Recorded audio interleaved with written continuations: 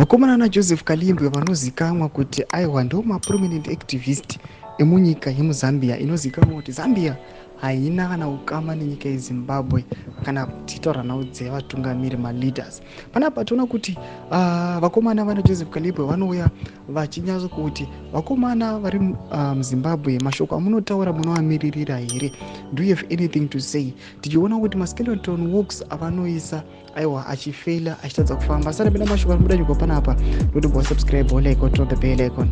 Tinda paenda Joseph Kalimbwe anoposta this picture ramuri kuona this vehicle yegovernment yamuri kuona yakanyogwa ichinzi Harare to achieve world class city status by 2025.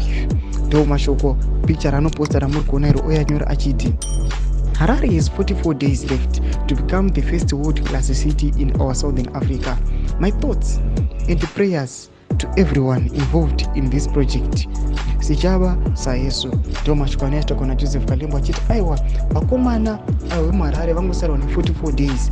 Pana papa mashoko avakauya vakazviisira pamotikari yamuri kuona iyo yegovernment yakanzi aiwa Harare inonge yaatena the world class city aiwa by 2025. Zvatiri kuona kuti hapamborina musiyano apa time vakomana apa vakauya vachinyora mashoko avo ataona kuti avasungirira.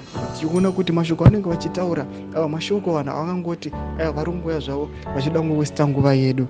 Panapa there is this other picture ambopostiwa aiwa na Ostalo Ziziva anozikanwa kuti aiwa is a change maker ramuri kuona iro rine abillboard rakanzi kujekesa nyika yese nemagetsi, but muona mota yeThe Ruling Party ZANU-PF yopfuura aiwa yakasenga aiwa matanda zvavo huni yaratidza kuti vada kuti unoshandisa huni. Zvanyatso kuona kuti vakomana ava mashoko avanotaura aiwa anenge ari opposite pane zvavanozoita. Tutse mafungiro enyu moti kudii pamusoro pezviitiko izvi? Wabvina mucomment section medu mutse mafungiro enyu, musubscribe or like.